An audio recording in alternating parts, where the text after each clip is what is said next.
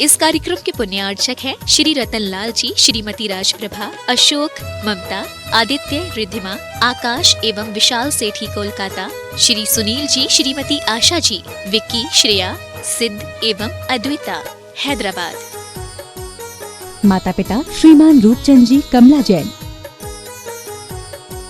दिनेश जैन, रेखा जैन, दिवेश जैन, दिशा जैन, गंगवाल परिवार, प्रवासी मुंबई, निवासी व्यावर।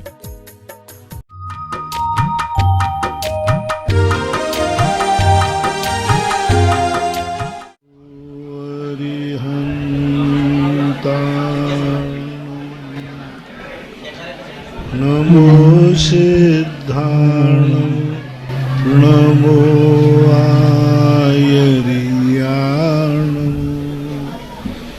नमो वज्रायाणं नमो लोये सवसाहूर्णं। पंच परमेष्टि भगवान की जय हो। आचार्य श्री गुरुवर कुंद कुंद महाराज की जय हो। आचार्य श्री गुरुवर विद्यासागर महाराज की जय हो। परम पूज्य आध्यात्मिक संत निर्यापक श्रमण मुनि पुंगव श्री सुधा सागर जी महाराज की जय। परम पूज्य निर्यापक संत श्री वीर सागर जी महाराज की जय। मुनि संघ की जय। आज बड़गांव की धरती निकट कुंडलपुर से जिज्ञासा प्रारंभ हो रही है। परम पूज्य से निवेदन जिज्ञासा के लिए। पूज्य निर्यापक मुनि पुंगव श्री सुधा सागर जी महाराज श्री की महाराष्ट्र का कुंडलपुर से विहार होते हुए कटनी के रास्ते में बीच में यह छोटा सा ग्राम बड़गांव, इसी भूमि पर यह जिज्ञासा समाधान विहार काल में हो रहा है। पूज्य श्री लोकेश जी पाटनी भीलवाड़ा से अपनी जिज्ञासा रख रहे हैं। उनका कहना है कि मेरा पुत्र जो 26 वर्ष की उम्र का है, बहुत सारे नियमों का पालन करता है, लहसुन प्याज आदि कुछ नहीं खाता, प्रतिदिन अभिषेक पूजन आदि कर रहा है, फिर भी जैन समाज के लोग उसे लड़की देने के लिए तैयार नहीं होते हैं। वो कहते हैं कि जो व्यक्ति इतना धार्मिक है वह क्या सुख हमारी पुत्री को देगा। ऐसे समय हमें क्या करना चाहिए? क्या धर्म की ओर और उन्मुख होना चाहिए अथवा सुविधाओं की ओर बह जाना चाहिए? यदि आपका धर्म के ऊपर अटूट विश्वास है तो चिंता मत करना। उस बेटे का इतना पुण्य है कि उसकी जिंदगी में कोई ऐरा खैरा बच्ची नहीं आएगी। कोई पुण्यात्मा जीव कहीं ना कहीं है, वो उसके जीवन को, क्योंकि पुण्य जब होता है तो सामान्य लोग उसका पुण्य मानो कि हर बच्ची उसके जीवन में आ जाए तो उसका धर्म करना व्यर्थ है। उसका कोई ना कोई पुण्यात्मा जीव है जो उसका जीवन साथी बनेगा। धर्म पर विश्वास करो। एक व्यक्ति ने कहा, बोले महाराज जी फलाना व्यक्ति आहार नहीं देता है। क्यों आवाज कर रहे हैं भाई? फलाना व्यक्ति आहार नहीं देता है। तो मैंने कहा ये उसकी गलती नहीं है, ये अंजलि का अतिशय है कि हर व्यक्ति इस अंजलि में आहार नहीं रख सकता। तो कर्म ने क्या किया कि इस व्यक्ति के परिणामों को ऐसा बिगाड़ा जिससे उसके आहार देने के भाव ही न हो। क्योंकि आपने देखा होगा कि महाभारत के अंदर वैष्णव दर्शन के अनुसार कुंभकर्ण जब ये वरदान मांगने गया कि मैं 6 महीने जागूं और 1 दिन सोऊं, तो उस समय प्रकृति ने उसकी जिह्वा पर बैठ करके ऐसा वर्णन किया कि उसने मांग लिया कि मैं 6 महीने सोऊं और 1 दिन। तो ऐसा कभी कभी पुण्य होता है। आप धर्म पर विश्वास करें, कोई पुण्यात्मा जीव उसके जीवन में आएगा।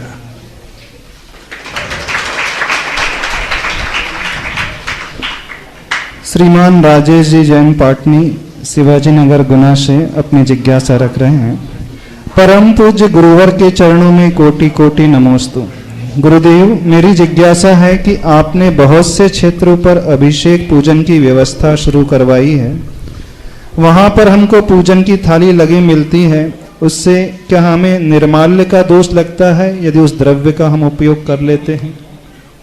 अब तुम्हारे लिए लगी मिलती है, ये तो बहुत अच्छा है। यदि तुम्हें निर्माल्य के दोष का विकल्प है तो जिसने लगाई हो उसकी उतनी मजदूरी गुल्लक में डाल देना, तो फिर तुम्हें दोष नहीं लगेगा। कि आपकी थाली को द्रव्य धोने वाला कितना रुपया लेगा, आपके अभिषेक को जल भरने वाला कितना लोगा, ये सारा हिसाब लगा करके गुल्लक में डाल दिया करो, तो फिर तुम्हारे लिए कोई दोष नहीं होगा। पंकज जी जैन पाटनी 12 राजस्थान से अपनी जिज्ञासा रख रहे हैं। नमोस्तु मुनिवर, जो स्वाध्याय करते समय लगता है कि सब याद हो गया, समझ में आ गया, किंतु कुछ समय पश्चात भूल जाते हैं, ऐसा कौन से कर्मोदय से होता है तथा इससे बचने का क्या उपाय है? धारणा नाम का मति ज्ञान होता है। वह धारणा बनाते समय उस समय उसके अंदर ऐसी आवरण शक्ति पड़ जाती है जिस कारण विस्मृत हो जाता है। लेकिन आप उसको पढ़ना ना छोड़े, वो ऐन मौके पर सब कुछ याद आ जाएगा। याद की हुई वस्तुएं सारी 24 घंटे याद नहीं रहती। यदि अभी आपसे पूछा जाए, अभी सब लोग हैं कि आप लोग कोई बैग लाए थे, तो हमारी जिज्ञासा सुनते समय आप लोग बैग का ज्ञान नहीं है, हमारी जिज्ञासा सुन रहे ना, और अभी मैं कहूँगे आपका बैग कहाँ है, तो सबको बैग याद आ जाएगा कि हमारा यहाँ रखा, हमारा यहाँ रखा, हमारा यहाँ रखा। अभी सब भूले हुए थे। इसी प्रकार पढ़ते समय जो याद हो जाता है उसको याद रख करिए, जब मौका पड़ेगा तब याद आ जाएगा कि हाँ यह मैंने याद किया था। इसलिए पढ़ना न छोड़े करें। एक श्रोता जिज्ञासा रख रहे हैं। नमोस्तु गुरुदेव, यत्र तत्र विचरण करते हैं वे व्यंतर देव कहलाते हैं, जो कि शक्तिशाली हैं, अवधि ज्ञान से युक्त हैं। तब वे ऐसा कौतूहल क्यों नहीं करते ताकि कत्ल खाने एवं मांस निर्यात पर विराम लगा सके? वे मांस से भरे जहाजों को समुद्र में डुबा सकते हैं, मशीनों को कीलित कर सकते हैं, पर वे ऐसा करते नहीं। क्यों उनका ध्यान इस ओर नहीं जाता? वे अपनी शक्ति का प्रदर्शन गलत कार्य को रोकने में क्यों नहीं करते? जितने महान आत्मा होते हैं उनको वर्तमान ही नहीं दिखता, त्रिकाल दिखता है। बताते हैं कि महावीर स्वामी ने अपनी मुनि अवस्था में किसी को उपदेश नहीं दिया। क्यों नहीं दिया? कि वे त्रिकालिक अपने आप में सब कुछ जानते। देवता त्रिकाल देखते, वो जानते हैं कि जिनको ये सजा मिल रही है वे पूर्व भाव के पापी हैं और उन्होंने ऐसा दुष्कर्म किया है, और दुष्कर्म के परिणाम स्वरूप उनकी ऐसी स्थिति बनती है। तो इस प्रकार का वो कर्म का चिंतन करके गौण हो जाते हैं। दूसरी बात, इस प्रश्न का जवाब एक बार पूज्यवर आचार्य महाराज ने दिया था कि कुछ जीवों का इतने अशुभ कर्म का उदय होता है कि बचाने वाले व्यक्ति के भाव ही नहीं होते कि मैं इनको बचाऊं।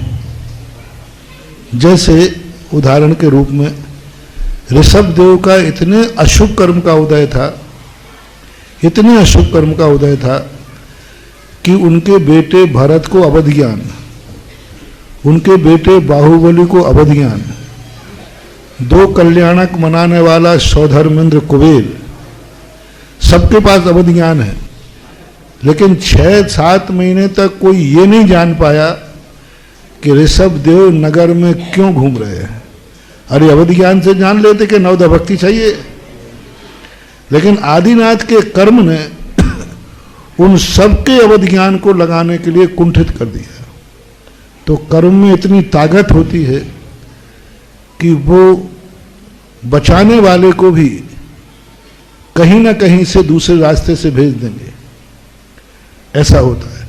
तो ये मरने वाले जीवों का इतने अशुभ कर्म का उदय है कि उनको बचाने का भाव नहीं आता। पुण्य कर्म का उदय हो तो बहुत बड़ा भाव आता है। एक संस्मरण है छोटा सा।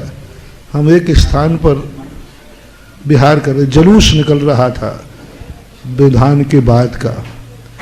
जुलूस तय था जिस रास्ते से जाना है, उस रास्ते से द्वार वगैरह सब समाज खड़ी हुई है। एक तिगड्डा पड़ा तो मेरे मन में भाव आया कि नहीं, जुलूस को इधर से ले चलो।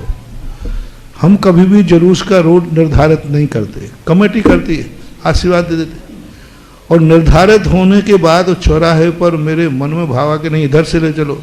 महाराज जी, इधर से हमारी समाज ही नहीं है, कभी जुलूस यहाँ से गई नहीं, हमारा तो सब निर्धारित है, यहाँ गेट लगे हैं, समाज खड़ी है। और मैं रुक गया, मैंने कहा जुलूस तो इधर से ही जाएगा। चुल्लक जी वगैरह थे, इन्होंने कहा महाराज जी समाज की, मैंने कहा नहीं, जुलूस तो इधर से ही मोड़ो। अब मेरी बात को मानना तो तुम्हें पड़ेगा क्योंकि शादी की हट है। अब जुलूस तो मुड़ गया, मुझे इतनी शर्म आई कि मैंने कहा मैं क्या पागल हो गया, समाज के रूट को बदलने की हमें क्या जरूरत पड़ी, चाहे इधर से जाओ चाहे। अब समाज कह रही है कि महाराज जी कभी इधर से नहीं गया, कोई समाज के घर भी नहीं है, एक बाहर का एरिया है। तो मुझे बड़ा विकल्प आया कि मैंने ऐसा क्यों किया। जुलूस चल दिया लेकिन मेरी गर्दन नहीं उठी। मैंने कहा मैं इतना जिद्दी हो सकता हूं ये मुझे भी मालूम नहीं था। और लेना एक ना देना दो, अब जुलूस से मेरा क्या लेना देना है। और मैं चलता गया, मुश्किल से 400-500 मीटर ही चला होगा। और एक गांव के नगर के बाहर नाले के अंदर गाय बिल्कुल उल्टी, चारों पैर तो उसके ऊपर, और गाय उस नाले में पड़ी तड़प रही है। उसको देखते मैंने कहा ओहो, इस गाय के पुण्य ने मुझे जिद्दी बना दिया। पूरा जुलूस एक तरफ और पूरे जितने वॉलंटियर थे, क्योंकि उसका पुण्य कह रहा बाबा जी आप अकेले से काम नहीं होगा, जुलूस लाओ। मानो मैं अकेला चला जाता है, तो नहीं, आप काम के नहीं हो, आप तो जुलूस लाओ। और इतने यदि उस दिन जुलूस नहीं होता वो गाय मर जाती, क्योंकि वहां से कोई लोग निकलते ही नहीं, किसी की दृष्टि नहीं जाती, गाड़ियों में बैठने वाले कौन ध्यान देता। उस गाय को निकाला, सारा जुलूस रुक गया, 1 घंटे उस गाय को निकालने में लगा, लेकिन गाय जीवित बच गई। ये इसलिए सुना रहा हूं क्योंकि आपका प्रश्न आया तो कभी पुण्य और पाप कर्म का उदय, यदि उसके पाप कर्म का उदय होता तो मेरे मन में ऐसा भाव आते ही नहीं और उसका मरण हो जाता है। तो पुण्य और पाप में कई बार ऐसी विडंबना हो जाती है कि ये बचाने वाले के परिणाम को भी बदल देते हैं, ऐसा मानना चाहिए। और आगम का सिद्धांत, आगम से भी और अनुभव से भी हमने दोनों उदाहरण आपको दे दिए। तो ये देव जहाँ भी रहते हैं उनके स्थानों पर जब मंदिर रहते हैं तो वो अपना स्थान छोड़कर यहाँ पर क्यों आते हैं। और अष्टांग का पर्व अनादि आनिधन है, 10 लक्षण पर्व भी है, लेकिन 10 लक्षण पर्व के समय देवों की मुख्यता नहीं रहती है। तो ये पर्व देवों की मुख्यता से है कि मनुष्यों की मुख्यता से है, क्योंकि मनुष्य भी इस समय पूजा भक्ति के माध्यम से इस पर्व को मनाते हैं। कृपया बताने की कृपा करें। पहली बात, जो देवता मध्यलोक में आते हैं, भगवान में तो सब में बराबर शक्ति होती है, लेकिन भगवान की जो मूर्तियां होती हैं सभी मूर्तियां एक समान अतिशयकारी हों ऐसा कोई नियम नहीं। आज आदिनाथ भगवान तो सभी मंदिरों में हैं, तो फिर कुंडलपुर क्यों जाना, वहाँ कौन है? श्री महावीर जी की मूर्ति तो आपके यहाँ भी होगी, फिर श्री महावीर जी क्यों जाते हो? चंदा प्रभु तो बड़गांव में भी बैठे हैं, फिर तिजारा को क्यों जाते हो? मूर्तियों का अतिशय अलग होता है। भगवान तो सब एक 34 अतिशय से युक्त है, लेकिन प्रत्येक मूर्ति अपने आप में अलग शक्ति रखती है। इसका प्रमाण पूज्यवर जिनसेन स्वामी ने महापुराण में दिया कि उस समय उपदेश दिया चक्रवर्ती के लिए ऋषभदेव ने, जाओ किसी तीर्थ की विशेष मूर्ति का अभिषेक कर गंधोदक लाओ। अब शमोषण में भी था, अयोध्या में भी मंदिर थे, लेकिन विजयाल पर्वत की श्रेणी में जाकर के अरहंत सिद्ध भगवान का अभिषेक का गंधोदक लाके अनिष्ट के निवारण का उल्लेख मिलता है। इसलिए मूर्तियों में भिन्न भिन्न, इसी प्रकार संसार के जितने अकृत्रिम चैत्यालय हैं उन सब में नंदीसो देव की जो मूर्तियां हैं ये विशेष शक्तिमान हैं। इसलिए देवता एक साथ समूह रूप में साल में 3 बार वहां जाते हैं, यानी वो देवताओं का तीर्थ क्षेत्र है, यूं मानना चाहिए। देवताओं का तीर्थ, मनुष्यों का नहीं। तो इस कारण से ये अकृत्रिम चैत्यालय उनके चैत्यालय घर में है, 500 धनुष मूर्तियां हैं विमान में, लेकिन उसकी मूर्ति का अतिशय और उसकी मूर्ति के अतिशय में बहुत अंतर होता है, अलग अलग द्रव्य क्षेत्र काल भाव भाव के अनुसार। दूसरी बात है कि वो अष्टान का पर्व में क्यों जाते हैं। अनादि निधन जो अष्टान का पर्व है, 10 लाख क्षण पर्व अनादि अनिधन है, ऐसा आगम में कहीं उल्लेख नहीं मिला। दूसरी बात है अष्टान का पर्व एक भक्ति का पर्व है जो देवता भी कर सकते हैं और मनुष्य भी कर सकते हैं। 10 लाख क्षण पर्व एक चारित्र का पक्ष है जो मात्र मनुष्य ही कर सकते हैं, देवता नहीं कर सकते, क्योंकि उसमें संयम है, तप है, त्याग है, आकिंचन है, ब्रह्मचर्य है। ये तप कहाँ करेंगे, देवता तो कर ही नहीं सकते। देवता कोई त्याग नहीं कर सकते, तप नहीं कर सकते, देवता किसी प्रकार का संयम धारण नहीं कर सकते, देवता कभी संयम ब्रह्मचर्य व्रत ले ही नहीं सकते, होते ही नहीं उनके यहाँ, क्योंकि वो तो उनकी नियोगी क्रियाएं होती हैं। इसलिए 10 लाख क्षण पर्व देव पर्याय में, भोग भूमि पर्याय में कहीं भी मनुष्यों के अलावा, उनमें भी आर्य खंड के अलावा कहीं भी 10 लाख क्षण पर्वों का, 10 लाख क्षणों का पालन नहीं हो सकता। इसलिए देवता नहीं करते और ये अनादि अनिधन का कोई उल्लेख देखने में नहीं आ रहा। अष्टान का पर्व भक्ति का है, तो इसलिए देवता भी करते हैं और मनुष्य भी करते हैं। पूज्यवर के चरणों में नमोस्तु। महाराज श्री जब पार्श्वनाथ भगवान का चरित्र पढ़ते हैं, कमठ और मरुभूति जीव की जो कथा 10 भाव तक चली आ रही है, उसमें मात्र एक तरफ का ही बैर भाव नजर आता है। पार्श्वनाथ भगवान का जीव हर भाव में क्षमा धारण करते आया और कमठ का जीव जो है हर भाव में उपसर्ग करते आया। आखिर पार्श्वनाथ भगवान के जीव ने ऐसा कौन सा कर्म किया था कि प्रत्येक भाव में उनके ऊपर उपसर्ग ही होता गया, उन्होंने कुछ भी उनका बिगाड़ नहीं किया। क्या एक तरफ वैर इतना अधिक लंबे समय तक चल सकता है? क्या होता है, जिस व्यक्ति के प्रति अपनी श्रद्धा होती है ना, उसके दोष नहीं दिखते। और यदि यही कृत्य किसी दुश्मन ने किया होता ना, तो अपन कहते ठीक पिट रहा है, बढ़िया, ऐसे ही पिटना चाहिए। कोई गलत व्यक्ति पिटे तो अपन कहते नहीं पिटने दो, अपन अच्छा है, बढ़िया है। लेकिन चूंकि पारसनाथ अपने पूज्य है, आराध्य है, इसलिए अपन को लगता है ऐसा कौन सा पाप तो जरूर उन्होंने किया है, अपराध जरूर किया है। वर्तमान में उन्होंने धर्म धारण करने से वो समता भाव को प्राप्त हो गए, ये वर्तमान का पुरुषार्थ है। लेकिन वर्तमान का पुरुषार्थ अतीत में किए हुए निधत्त निकाचित कर्मों को माफ नहीं करते। यदि कोई अपराधी अपराध कर देता है तो उसे जेल होगा। अब जेल में रह करके वो धर्म करे तो अपन कहते अरे राम राम, इतने बड़े धर्मात्मा को किसने फंसा दिया? फंसा नहीं दिया, वो खुद। तो ऐसी वर्तमान में उनकी ऐसी परिणति हो गई। आगम में कोई अलग से उल्लेख नहीं मिल रहा है कि पारसनाथ का ऐसा कौन सा अपराध था जिस कारण से 10 भव तक उनको यह कष्ट भोगना पड़ा। आगम बहुत है, नष्ट हो चुका आगम, और कथन नहीं मिला, और परंपरा से जो पार्श्व पुराण मिला उसमें ऐसा कोई कथन नहीं आया, ऐसा माना। अब मुनि श्री विशाल सागर महाराज जी विशाल हृदय से अपनी जिज्ञासा रखेंगे महाराज श्री के चरणों में।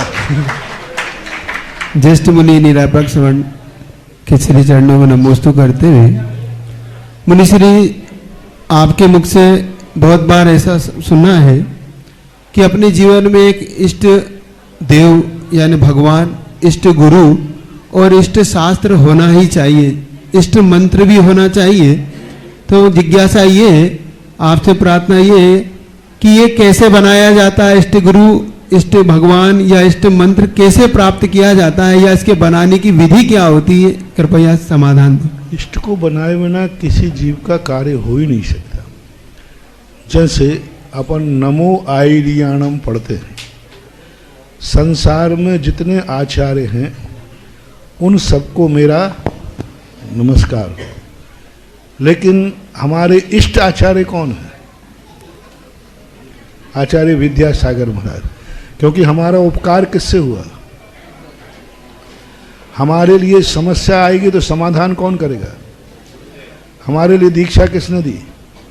तब आचार्य विद्यासागर महाराज हमारे इष्ट हैं और शेष आचार्य जो हैं वो आराध्य हैं। इसी प्रकार मंदिर में भगवान की मूर्ति को, जिससे हमारे बहुत उपकार होते हैं, जिसके प्रति हमारी श्रद्धा होती है, आकस्मिक यदि संकट आ गया, कोई बात हो गई, तो हम किस मूर्ति को याद करेंगे? हम इसी में उलझ जाएंगे, कहाँ के याद करूं, यहाँ के करूं कि यहाँ के करूं कि यहाँ के करूं, जब तक तो प्राण। तो वहाँ कहा गया कि किसी एक को इष्ट बनाओ जो संकट में जाते समय तुरंत उसकी मुद्रा याद आ जाए, और हमारी श्रद्धा ऐसी अखाट हो कि यदि उसका नाम याद आ गया उस मूर्ति का, तो नियम से हमारा संकट दूर होगा ही होगा। इसलिए जिस मूर्ति के प्रति हमारी अति श्रद्धा हो, अति विश्वास हो, जो हमारे बार बार हमारे जीवन में उपयोगी आते हो, जो हमारे पर उपकार हो, हमारा सहयोगी हो, सहयोग देता हो, उनको हमें हमेशा इष्ट मानना चाहिए। और मैं तो बार बार कहता हूँ कि जहाँ तुम्हारा जन्म हुआ है, जहाँ तुम्हारे पूर्वज रहे हैं, कई लोग कहते महाराज पितृदोष क्या कहलाता है, इसका निवारण क्या करें? तो पहली बात तो पितृदोष आदि के लिए कोई चर्चा नहीं है, लेकिन फिर भी तुम्हारा जहाँ पिताजी ने जन्म दिया है, उन्होंने कौन से भगवान की पूजा करके, अभिषेक करके, श्रीफल चढ़ा करके तुम्हारे लिए पालन किया है? कौन से भगवान को तुम्हारी माँ ने जब तुम गर्भ में थे, उन्होंने कौन से भगवान की आराधना की, कौन से भगवान की पूजा की, और तुम्हारे लिए 45वें दिन कौन से भगवान का दर्शन कराया, उसको अपना इष्ट देव मानकर वहां जाकर के धोख देकर विधान कराओ तो सारे पितृदोष दूर हो जाए। गांव से उठने वाले लोगों को हमेशा अपने गांव के मंदिर के देवता को छोड़ना नहीं चाहिए। जब भी कोई शुभ का मंगल कार्य करे तो जिस गांव में तुम्हारे पूर्वज रहते थे वहां एक श्रीफल जरूर भेजना चाहिए। जिस गांव में तुम्हारे पूर्वज, तुम्हें पता चला कि हमारे गांव में 100 साल 200 साल 500 साल के हमारे पूर्वज इस गांव के थे, उस गांव के मंदिर में कोई भी शुभ शगुन आदि हो तो वहां जरूर जाना चाहिए। साल में एक बार कभी न कभी धोख देना चाहिए, क्योंकि उस इष्ट देवता से ही तुम्हारी जिंदगी की शुरुआत हुई थी और तुम्हारे पूर्वजों ने उन्हीं देवता के आशीर्वाद से तुम्हारा पालन किया, संरक्षण किया, जन्म दिया। और ऐसा करने से वह जो गांव में रहने वाले मंदिर हैं वो पुनः अपने आप में शक्तिमान जीवित हो जाते हैं और वो ऐसा वरदान देते हैं कि देखो यह वही बेटा है जिसके पिता ने मेरे आशीर्वाद लेकर के इसको जन्म दिया था, पालन किया था। तो इस प्रकार की परिणति होना चाहिए, तब कहीं इष्ट देवता का रूप बन जाता है। इष्ट का एक नया शब्द अपन ने दिया है।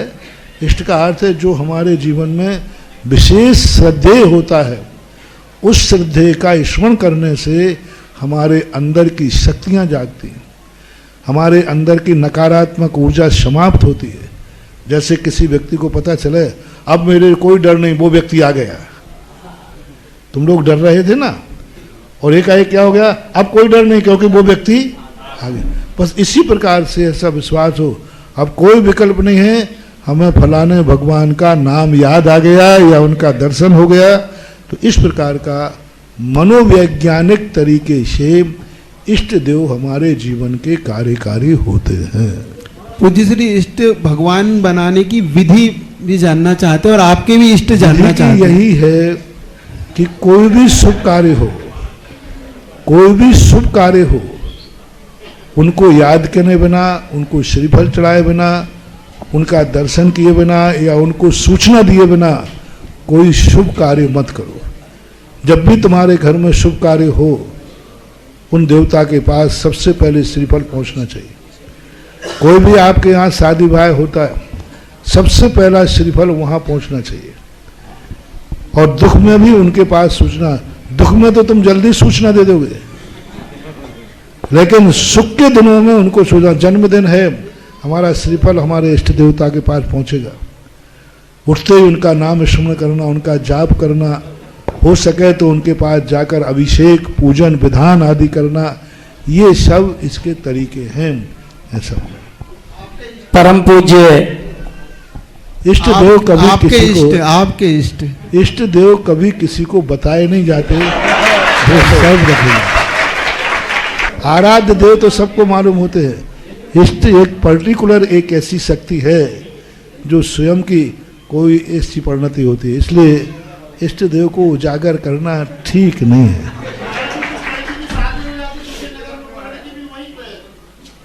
परम पूज्य ले जाना चाहिए। परम पूज्य आध्यात्मिक संत निर्यापक श्रमण मुनि पुंगव सुधा सागर जी विवाह महाराज शादी होते हैं तो दूल्हा दुल्हन को उस गांव में, उस मंदिर में जाकर के विधान, पूजन, अभिषेक करना चाहिए। ये उनके जीवन के लिए आशीर्वाद का कारण। परम पूज्य आध्यात्मिक संत निर्यापक श्रमण मुनि पुंगव सुधा सागर जी महाराज के श्रीमुख से होने वाले जिज्ञासा समाधान का बड़गांव से जिनवाणी चैनल, सुधा कलश चैनल, पारस चैनल पर सीधा प्रसारण किया जा रहा है। उपस्थित भक्तों की ओर से और दुनिया के 122 देशों में टेलीविजन के माध्यम से देख रहे सभी भक्तों की ओर से परम पूज्य गुरुदेव के चरणों में बारंबार नमोस्तु नमोस्तु नमोस्तु। परम पूज्य गुरुदेव ने कुंडलपुर से बिहार किया और कुआखेड़ा में संत निवास के लिए निकट की समाज ने सौभाग्य प्राप्त किया। कल रैपुरा में वहां जिनके निवास पर पूज्य गुरुदेव का रुकना हुआ, उन्होंने ऐसे श्री अनिल कुमार जी जैन ने भूदान दिया और श्री रमेश चंद जी गंज वाले परिवार व अजय जी ने भी एक कक्ष के निर्माण की घोषणा की है। मैं विशाल हॉल का वहां निर्माण होगा। निर्यापक श्रमण सुधा सागर संत शाला का वहां निर्माण होने जा रहा है। उसके शिलान्यास पटल का यहाँ उपस्थित भक्तों के साथ मैं श्री रमेश चंद जी, अनिल कुमार जी, अजय जी और अजय अहिंसा सभी को आमंत्रित करूंगा, वह पट्टिका का विमोचन करें। शीघ्र ही संत निवास का निर्माण होने जा रहा है। आप करतल ध्वनि से उसका अनुमोदन करें और जिन्हें भी संत निवास में अपने कक्ष देने का भाव हो 2,51,000 रुपए की राशि के साथ आप ऐसा सौभाग्य प्राप्त कर सकते हैं। यहाँ स्थानीय लोगों के साथ बन गया, पूरा ही बन गया आपका, बस पूरा बन गया। और इसी के साथ मैं जिज्ञासा समाधान के लिए यहाँ आमंत्रित करूंगा श्रीमती अर्चना जैन बड़ागांव और तैयार रहें मनोज जैन बड़गांव, मनोज जैन जबलपुर। माइक पहुंचाएं अर्चना जी के पास। नमोस्तु नमोस्तु नमोस्तु। महाराज जी में एक मिनट, कैसा? अच्छा ये हो रहा है। ये जो संत निर्यापक श्रमण सुधा सागर संत भवन का शुभारंभ आज नवमी दिन हमारे प्रतिष्ठाचार्य जी ने बताया था और पूज्य सागर जी महाराज की बहुत भावना थी कि तुम्हारे क्षेत्र में संत सुधा सागर भवन नहीं है, तो सारे लोग तैयार हो गए। एक बार तालियों की गड़गड़ाहट के साथ हमारे यहाँ कल से यह कार्यक्रम प्रारंभ होगा। मेरा इसमें समर्थन नहीं है। कमल जी गंगवाल मुंबई और इनके बाद रिया जैन दिल्ली तैयार रहे। माइक दें। महाराज के चरणों में मेरा नमोस्तु नमोस्तु नमोस्तु। महाराज जी मैं बॉम्बे से आया हूँ, कमल गंगवाल। मेरी जिज्ञासा ये है कि जब हम शांति धारा करते हैं तो शांति धारा में हम सबसे पहले भगवान के सर पे कलश करते हैं, उसके बाद में हम कंधे पे और चरणों में भी कर सकते हैं। कर्म में कोई बाधा नहीं है, हालांकि मस्तकाभिषेक ही होता है। और बड़ी मूर्तियां होती हैं तो उन पर करने में कोई बाधा नहीं, कर सकते। चरणों में भी कर सकते हैं। हाँ हाँ। रिया जैन साथी तैयार हैं। कवि अजय अहिंसा बाकल एडवोकेट, जल्दी करें।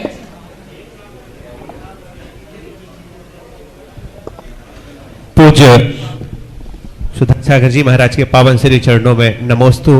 गुरुदेव, आपके पास हर प्रश्नों का जवाब है।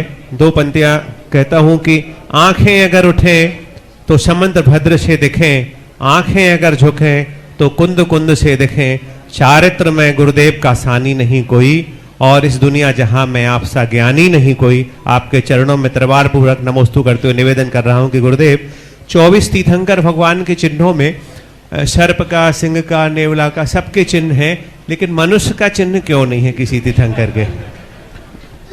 मनुष्य को मनुष्य के चिन्ह का शुभ नहीं माना गया, चाहे कन्या हो चाहे कोई हो। आकृतियां जो चिन्ह रूप में होती हैं, त्रियंशों की आकृतियां शुभ रूप में मानी गई। अब वो ज्योतिष शास्त्रों में नहीं माना गया तो नहीं माना गया, अब यही मानना चाहिए। और देखो एक और आता है, लकड़ी जल क्योला भई, कोयला जल भई राख, और जा देह ऐसी जली, कोयला भई ना राख। रिया जैन दिल्ली और तैयार हैं। शरीर किसी न किसी काम में आता है, लेकिन मनुष्य का शरीर धर्म में लग जाए तो ठीक, बाकी किसी काम में नहीं आता है, ऐसा मानो। रिया जैन दिल्ली और तैयार रहेंगे ब्रह्मचारिणी रुचि दीदी। महाराज श्री को मेरा त्रिबार नमोस्तु नमोस्तु नमोस्तु। महाराज श्री, मेरी यह जिज्ञासा है कि मेरे कहीं सहयोगी और कहीं ऐसे साथी गण हैं जो कि यह मानते हैं कि जैन धर्म हिंदू धर्म से निकला हुआ एक धर्म है, तो मैं उनका किस प्रकार मार्गदर्शन करूं कि जैन धर्म ही दुनिया का सबसे प्राचीन धर्म है? जैन धर्म सबसे बड़ी चीज है।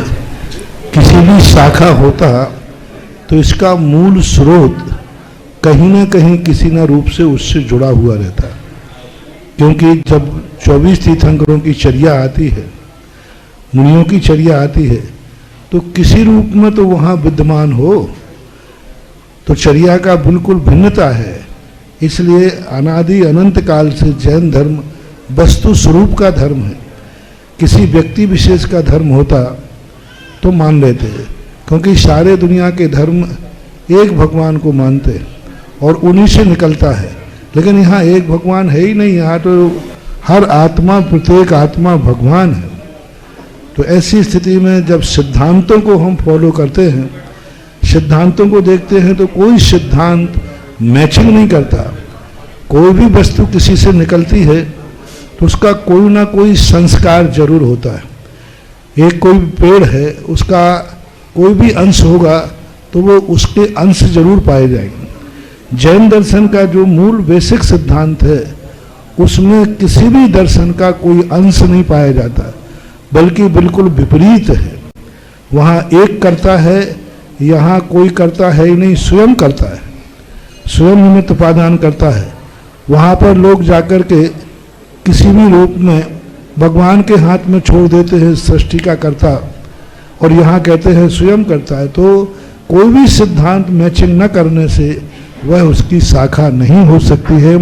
जैन दर्शन वस्तु स्वरूप का दर्शन है, किसी व्यक्ति विशेष का दर्शन नहीं। न ये जैन दर्शन महावीर स्वामी का है, न ऋषभदेव का है, न किसी का है। प्रत्येक वस्तु अपने आप में अपने स्वरूप को लिए रहती है, इसलिए जैन दर्शन वस्तु स्वरूप धर्म है, इसलिए वो सबसे पृथक है और अनादि अनंत शाश्वत है। ब्रह्मचारिणी ऋचा दीदी और तैयार रहेंगी प्रद्युमन कुमार बड़गांव। जीवंत बड़े बाबा आचार्य गुरुवर्षि विद्यासागर जी महाराज की जय। ज्येष्ठ निर्यापक श्रवण के चरणों में बारंबार नमोस्तु। संगस्थ मुनिराजों के चरणों में नमोस्तु। महाराज श्री, मेरी जिज्ञासा है, हमने स्वाध्याय किया तो स्वाध्याय में पढ़ा कि ये अवसर्पणी काल चल रहा है और अवसर्पणी काल में बुद्धि हो, वैभव हो, आयु आदि सभी चीज़ों का ह्रास होता है, कमी होती जाती है। लेकिन वर्तमान में हम देखते हैं कि ये कहते हैं आज का टेक्नोलॉजी का युग चल रहा है, बच्चे कहते हैं बहुत स्मार्ट, छोटे छोटे बच्चे बहुत बुद्धिमान हो रहे हैं, और पूर्वजों को जो बड़े लोग होते हैं उनको बच्चे लोग आजकल ये समझते कि आप क्या जानते हैं, हम लोगों का युग बहुत अच्छा है, हम लोग बहुत बुद्धिमान हैं, बहुत तकनीकी वाला जमाना है। तो महाराज श्री क्या ये विपरीतता दिखने में आ रही है, या फिर इसका समाधान आपके श्रीमुख से चाहते हैं महाराज श्री? बुद्धि का विकास, ये विकास नहीं माना जिससे विनाश होता है। आज जो कुछ भी बढ़ रहा है वह विनाश की तरफ बढ़ रहा है। हर व्यक्ति दुखी है। आज विज्ञान ने अणुबम बनाया तो इसको अपन विकास न कहें, उन्होंने एक विनाश का साधन बनाया। आज व्यक्ति का ज्ञान बढ़ रहा है, नई नई टेक्नोलॉजी आ रही हैं, लेकिन उससे क्या बढ़ रहा है? आपको मालूम हो, अपने पूर्वजों से पूछना, पहले कितने डॉक्टर होते थे? 10-20 गांवों में एक वैद्य होता था जी, और 10-20 गांव में एक वैद्य होता था, वो भी बहुत खाली रहता था, यानी बीमारियां कम थी। और जब से वैज्ञानिक ने कुछ बढ़ाया है, आज इतने डॉक्टर हैं कि उन डॉक्टरों की गिनती ही नहीं कर पाते। सही। पहले एक डॉक्टर सबका इलाज करता था, अब आंख का अलग है, कान का अलग है, दांत का अलग है। तो आप देखो बीमारियां बढ़ रही हैं। पहले बीमारियां इतनी ज़्यादा नहीं थी। व्यक्ति के मन में एक वैद्य होता था, वो सब गांव को कवर कर लेता था। तो आज जो विनाश विज्ञान ने जो कुछ भी दिया है वह सब विनाश की तरफ ले जाने वाला है। ऐसा एक भी विज्ञान का आविष्कार नहीं है जो साइड इफेक्टेड ना हो। आज उन्होंने मोबाइल दिया, अभी ज़्यादा समय नहीं हुआ मोबाइल को, 20-25 साल 50 साल के बाद एक पाबंदी लगेगी कि मोबाइल जिनके पास है, जिन घरों में है, हर घर में कैंसर है। ठीक है, हर चीज़ से साइड इफेक्ट है। और ऐसा इफेक्ट है विज्ञान के द्वारा की हुई आविष्कार की उम्र 50 साल से ज़्यादा नहीं होती, उसके बाद से वह विनाश ही करता है। तो आज जो सब कुछ बढ़ रहा है वो उसका अंत विनाश है, दुख है, इसलिए यह विकास नहीं माना जाता। जैन दर्शन में ज्ञान उसे कहते हैं जो स्व और पर का विकास करे, स्व और पर को सुख दे, उसको ज्ञान कहते हैं। तो ऐसा ज्ञान का ह्रास होने का नाम ह्रास है। यह तो चौथे काल में रावण के पास ज्ञान जाता था कि रामचंद्र के पास है, लेकिन वह ज्ञान उसका सुपरघाती था। अब सुपरघाती जो ज्ञान होता है उसको विकास नहीं मानना चाहिए, विनाश ही मानना चाहिए। प्रद्युमन कुमार बड़गांव और तैयार रहेंगे अंकुर जैन कटनी। नमोस्तु महाराज श्री, नमोस्तु नमोस्तु महाराज श्री। शुल्लक महाराज जी के सानिध्य में पुनः जीर्णोद्धार हुआ।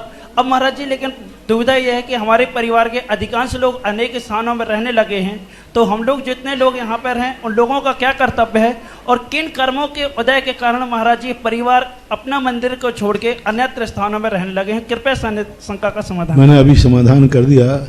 आज अर्थ का युग है। आज धर्म के पीछे नहीं दौड़ता व्यक्ति, धन के पीछे दौड़ता है। तो उनको हमने कह दिया कि कम से कम वो धन के कारण से बाहर गए हैं तो कभी कभी अपने इष्ट कार्यों के समय अपने मूल स्थान को स्मरण रखते हैं तो भी ठीक है। बाकी आज का युग धन की तरफ से दौड़ता है, इस कारण से लोग जा रहे हैं।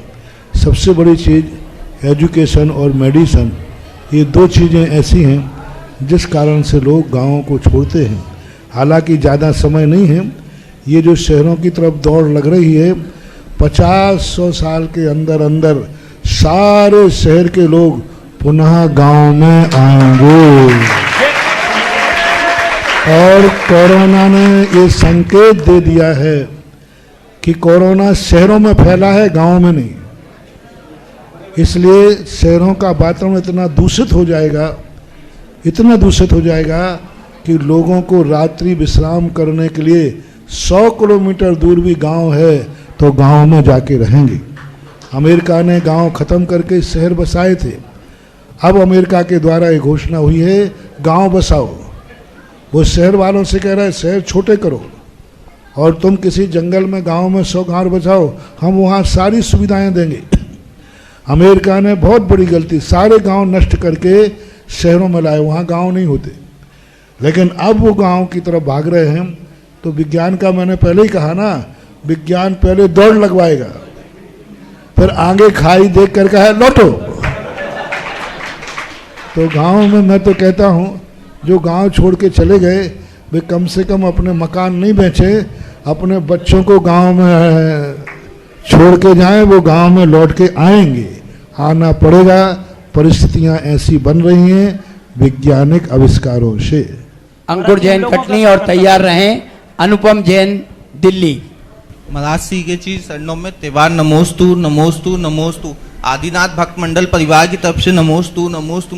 महाराज श्री हम लोग ने पंच कल्याणक के समय पर बड़े बाबा जी का अभिषेक किया था। उस समय मंदिर में जाने से ऐसी अलौकिक शक्तियों का एहसास हुआ जैसे रोंगटे खड़े हो गए, जैसे वहां पे कुछ आप समाधान कर दे जिज्ञासा का। कहाँ पे? बड़े बाबा क्या है? अरे वो तो शक्तिमान है ही। देखो मैंने पहले ही कहा ना, मूर्तियां भी शक्तिमान होती हैं और वे जहाँ पहुँच जाती हैं, बैठ जाती हैं, वहाँ का हो रहा, वहाँ का वातावरण भी उतना ही इनर्जिस्ट हो जाता है।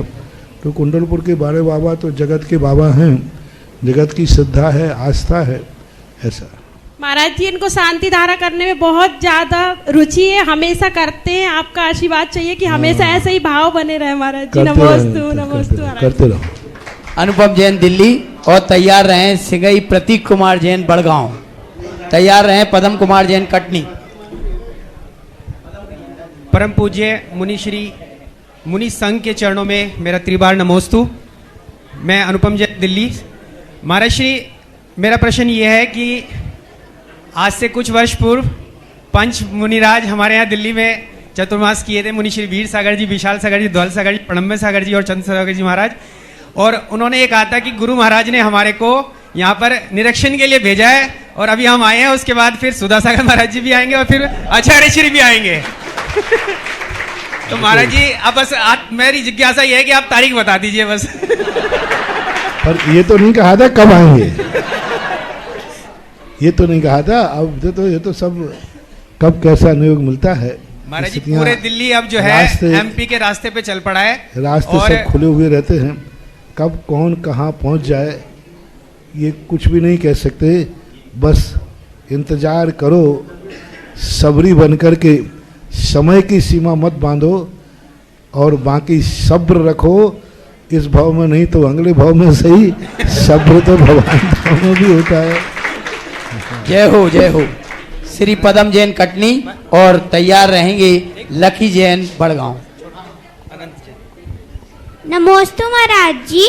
मेरा प्रश्न ये है कि मैं अभी 6 इयर्स का हूँ, तो 8 इयर्स से पहले हम अभिषेक क्यों नहीं कर सकते?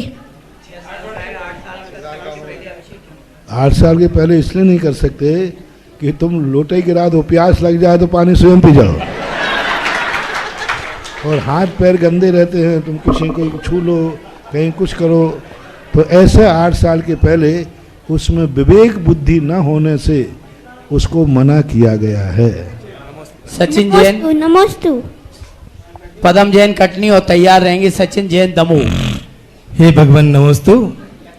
यदि द्रव्य छेद काल व विशुद्ध है तो भाव भी विशुद्ध हो जाते हैं, किंतु क्षेत्र के परिवर्तित होते ही भावों में स्थिरता क्यों नहीं आती? एक से भाव सतत बने रहें, एक सी भावना सतत बनी रहे, तो ऐसे भाव हमेशा क्यों नहीं बने रहते? हे भगवान नमस्तु। भाव जो होता है इन सभी में एक की कमी आने पर चारों की भी कमी हो जाती है। एक पूरी गाड़ी बहुत अच्छी है, कहीं कोई कमी नहीं है, लेकिन एक टायर पंचर होने से पूरी गाड़ी काम की रहती है कि बेकाम हो जाती है? बेकाम हो जाती है। बेकाम हो जाती है। पर पूरी गाड़ी तो अच्छी है। तो ऐसे ही होता है, ये निमित्त नैमित्तिक संबंध कहलाते हैं। एक दूसरे की श्रृंखला है, एक में कमी आते ही सब में कमी हो जाती है, ऐसा देखा जाता है। नमस्ते। सचिन जैन, सचिन जैन दमोह। महाराज श्री के चरण में बारंबार नमोस्तु। महाराज श्री मान स्तंभ की जो ऊंचाई है वो मंदिर के शिखर से कम क्यों रखते हैं, और जो मंदिर निर्माण कार्य में जो देरी हो रही है इस विघ्न को दूर कैसे करें? मंदिर को कम इसलिए रखते हैं कि प्रायः मंदिर पूर्व और उत्तरमुखी होते हैं, तो उनकी ऊंचाई कम रहना ही चाहिए। दूसरा, कोई भी चीज़ है, सामने यदि तुम्हारे सामने कोई बड़ा आदमी खड़ा हो जाए तो तुम्हें कैसा लगेगा, और छोटा हो जाए तो भगवान के सामने तुम बड़ा चीज खड़ी कर दोगे तो वो ठीक नहीं रहती, अच्छी नहीं रहती। सचिन जैन दमोह और तैयार रहे बालचंद जी। महाराज श्री को मेरा बारंबार नमस्तु। महाराज जी, शंका है, समस्त मुनि संघों ने समाज उद्धार के लिए अपना आत्म स्वाध्याय समय छोड़ के और आत्म कल्याण छोड़ के समाज हित में अपना समय जो दिया है, उसका कर्ज हम श्रावक लोग, समाज लोग कैसे उतार पाएंगे? नमो। समाज का हित आदि करना ये सब धर्म के ही अंग हैं। एक व्यवहारिक धर्म होता है, एक पारमार्थिक धर्म होता है। ये धर्म भी धर्म की कोटि में आते हैं। यदि हमारा भाव परोपकार का है, हमारा भाव दूसरे के सहयोग का है, तो वो एक धर्म के ही अंश मानना चाहिए, क्योंकि धर्म अनेक अनेक रूपों में जीवन में आता है। अनेक अनेक रूपों में पुण्य बंध के कारण बनते हैं।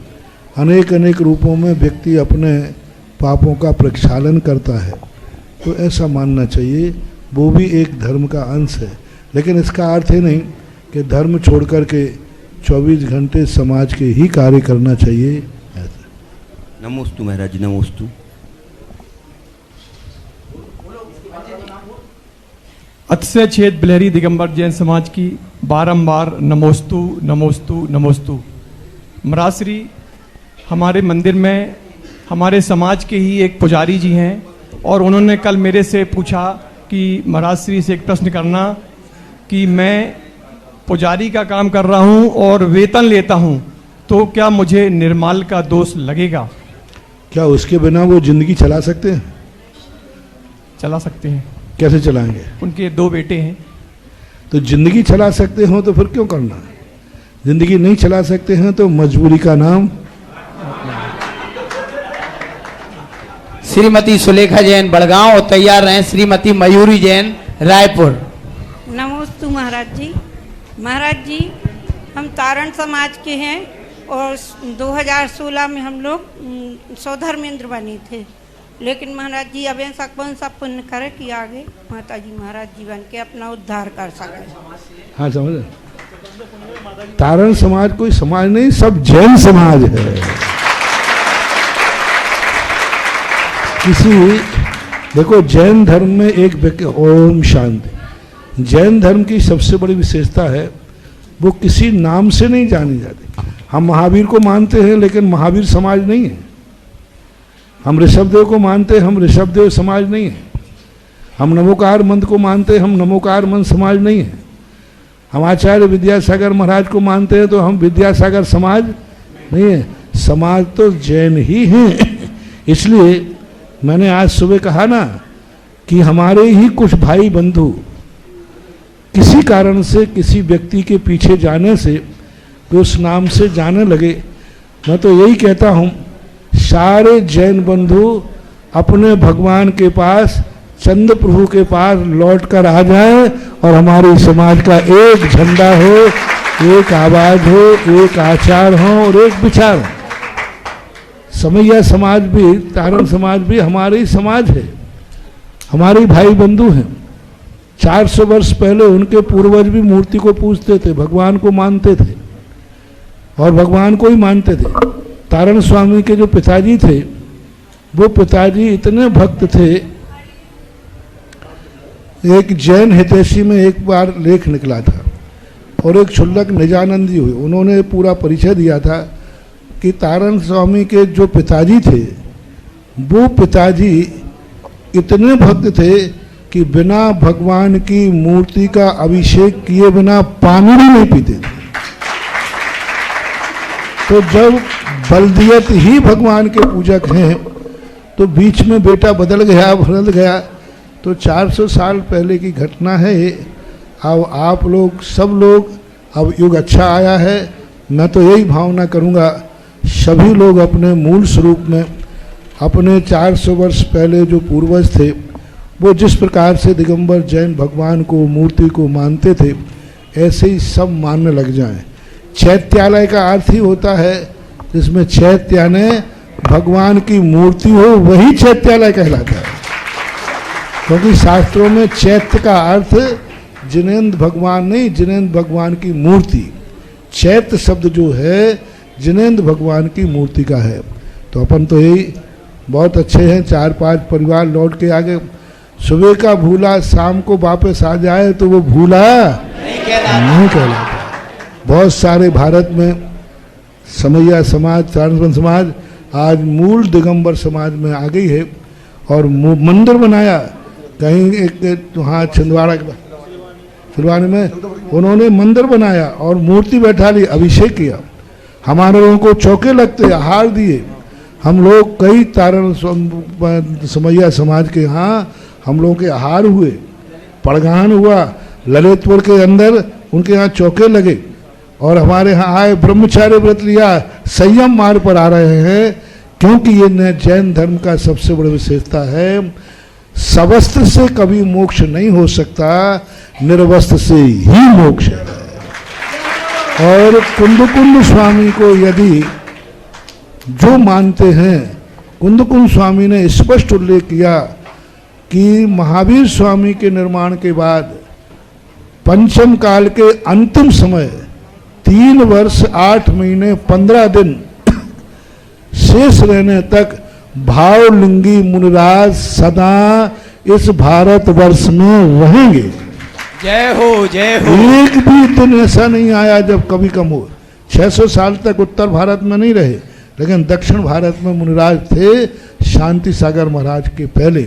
तो जो ये कहते हैं कि पंचम काल में मुनि नहीं होते हैं, उनकी ये मिथ्या धारणा है। कुंदकुंड भगवान ने स्पष्ट लिखा, भरे दुष्यम काले, और किसी की मानो या ना मानो, भरे दुष्यम काल में, पंचम काल में सदा भावलिंगी मुनिराज रहेंगे। तो इस प्रकार दिगंबर मुद्रा से ही मोक्ष है, दोनों ही मानते हैं। तो दोनों लोग, आपकी भावना बहुत अच्छी थी, आपके बड़े पुण्य के उदय थे कि आपने जीवन के अंत करने के पहले अपने पूर्वजों के द्वार पर लौट के आ गए। जय हो, जय हो। और हमें तो पता चला कि ऐसे अच्छे लोग हो, तुम लोग हो, कि सब यहाँ के अध्यक्ष भी शायद वही हैं। हाँ, सब वही हैं, सब अपने लोग हैं। मैंने कह रहा हूँ ना, भारत में बहुत लोग चेत रहे हैं। तारण पंथ के जो समैया समाज है वो सब अपने मूल स्वरूप में आ रहे हैं। मैं तो यही कहूँगा, सबका स्वागत है, सब लौट के आओ और चंद्रप्रभु भगवान के चरणों में समर्पित हो।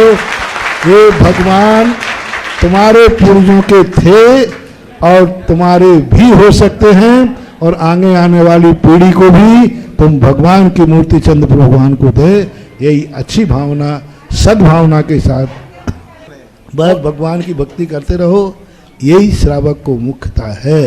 देव पूजा, गुरुपास्ति, स्वाध्याय संयमस्तपः, दानम चेति गृहस्थानाम षट कर्माणि। गृहस्थ को, जैन श्रावक को देव पूजा और गुरु की उपासना, ये 2 कार्य मुख्य हैं। इन्हीं से वह परंपरा से एक दिन मोक्ष को प्राप्त करेगा।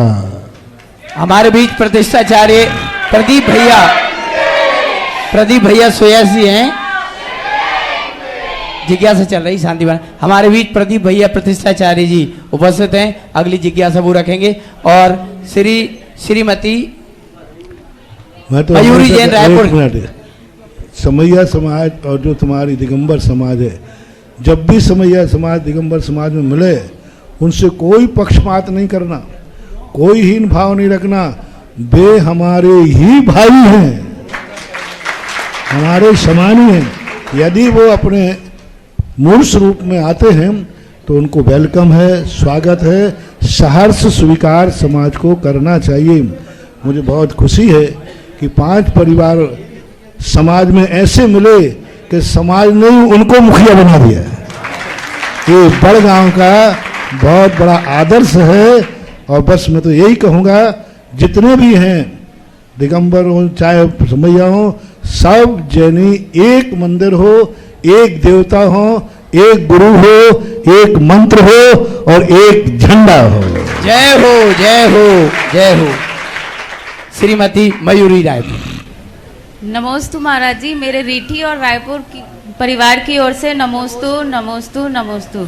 महाराज जी, एक व्यक्ति है जो धर्म ध्यान बहुत करता है बट कसाय उसके में बहुत होती है और निर्मल भाव नहीं होते, व्यवहार अच्छा नहीं होता। और एक व्यक्ति वो होता है जो धर्म तो नहीं करता बट उसके कसाई भी नहीं होती, उसका व्यवहार और निर्मल भाव होते हैं उसके। तो दोनों में से श्रेष्ठ कौन सा व्यक्ति है? प्रशंसनीय तो वही है जो धर्म कर रहा है भली कसाय कर रहा है, क्योंकि कसाय करने से उसी का अहित है, धर्म करने से कम मार की रक्षा है। और जो कसाय नहीं कर रहा, धर्म नहीं कर रहा है, वो धर्म का लोभ कर रहा है। तो इसलिए व्यक्तिगत रूप से तो हम उसको ये कहेंगे कसाय नहीं करना चाहिए, लेकिन सार्वजनिक रूप से ये कहेंगे कम से कम वह द्रव्य रूप से भी धर्म कर रहा है तो वह प्रशंसनीय माना जाता है। कोई व्यक्ति कहे, एक व्यक्ति कहे कि महाराज जी मैं भाव से किसी जीव की हिंसा करता हूँ लेकिन द्रव्य से नहीं करूँगा, और एक व्यक्ति कहेगा भाव से क्या करना, एक दिन निपटा दो। तो निंदनीय कौन है? कोर्ट केस किस पे चलेगा? जिसने काया से किया है। और भाव से जो कर रहा है उस पर कोई कोर्ट केस नहीं चलता। ठीक है, कर्म का बंध उसको होगा, लेकिन मार की अपेक्षा देखा जाए तो वह द्रव्य से करने वाला भी जैन आगम में प्रशंसा की गई। पूज्यवर पूज्यपाद स्वामी ने स्पष्ट कहा, धूप से छाया भली। भाव व्रत न कर पाए तो द्रव्य से भी करता है तो वह कम से कम स्वर्ग आदि को प्राप्त होकर के इष्ट उपदेश में उन्होंने किया, धूप से छाया भली होती है। और श्री पदम जैन कटनी रखें जिज्ञासा आप। नमोस्तु महाराज जी, नमोस्तु महाराज जी, नमोस्तु महाराज जी। पूछना चाहती हूँ कि जैन धर्म स्वयं में प्रधान है, लेकिन जैन धर्म किसको प्रधान मानता है? जो प्रधान स्वयं होता है स्वयं प्रतिष्ठित होता है। कोई भी वस्तु अंत में जाकर स्व प्रतिष्ठित। धर्म जो है जैन धर्म अपने आप में स्वयं प्रतिष्ठित है, उसको किसी का आधार लेने की जरूरत नहीं। आधार वो लेता है जिसके पास धर्म नहीं होता है अथवा धर्म की कमी होती है, लेकिन जो स्वयं प्रतिष्ठित होता है वह, जैसे दीपक, कोई वस्तु गुम जाए तो हमारे लिए दीपक की जरूरत है, और दीपक को खोजने के लिए दूसरा दीपक, बोलो। नहीं महाराज जी, जब कोई वस्तु गुम जाती तो क्या कहते, लाइट जलाओ। अब लाइट गुम जाए तो जैसे दूसरी वस्तु को खोजने के लिए दीपक की जरूरत है, लेकिन दीपक जलते हुए खोजने के अन्य की किसी की जरूरत नहीं है। तो जैन दर्शन वो दीपक है जो दुनिया उसका सहारा लेता है, वो स्वयं स्व प्रतिष्ठित रहता है, ऐसा मानना चाहिए। और अंतिम जिज्ञासा रखें। समस्त जगदलपुर परिवार की ओर से बस आप अंतिम जिज्ञासा रखें। जैन समाज व्यवहारी एवं शांत्योदय ट्रस्ट मऊ की तरफ से बारंबार नमोस्तु। हे भगवान, हमारी जिज्ञासा ये है कि मऊ व्यवहारी के पास एक मऊ क्षेत्र है, 2000 साल पहले बहुत बड़ा अतिशय क्षेत्र था। वहाँ 20-24 मंदिरों के अवशेष आज भी मौजूद हैं। वहाँ से श्री शांतिनाथ भगवान की प्रतिमा 80 साल पहले सतना गई, और 150 साल पहले एक आदिनाथ भगवान की प्रतिमा अमरपाटन गई, और अभी 1 साल पहले 9 प्रतिमाएं वहाँ से हम लोगों को प्राप्त हुई हैं। आचार्य भगवान की इच्छा है कि वहाँ अभी और प्रतिमाएं हैं, वह अपने स्वरूप 2000 साल पुराने अपने स्वरूप को कैसे प्राप्त कर सकेगा, या ऐसे क्षेत्र आचार्य भगवान से ही मैं इन सब चीज़ों के ऊपर भविष्य वक्ता तो हूँ नहीं। वहाँ की एनर्जी, उनकी शक्ति जिस दिन प्रकट हो जाएगी, सारी चीज़ें अपने आप अनुकूल बन जाएंगी। पूर्व में कोई घोषणा करना, कहना उतना संभव नहीं है, उचित भी नहीं है। अब ये सब निमित्त बातें हैं। कब कहाँ किसका क्या भाग्य जाग जाएगा, ये भविष्य रहस्य की गोद में है। हमारी जैन समाज व्यवहारी का ये सोचना है कि आचार्य महाराज जी, मुनिपुंगव श्री सुधा सागर जी महाराज की चरण पड़ जाएं तो अपने पुराने अक्षय रूप को प्राप्त कर लेगा। अब देखो, चरण तो महावीर स्वामी ने हमें पदयात्री बनाया है, और पदयात्री तो एक तरफ ही जा सकता है और मांग चारों तरफ से है। तो अब वो तो फिर भी निमित्त नहीं। शांतोदय क्षेत्र वहाँ पार्श्वनाथ भगवान की प्रतिमा और प्रकट इस हुई। तरह से ये जिज्ञासा समाधान का ये सत्र यहाँ पूरा होता है।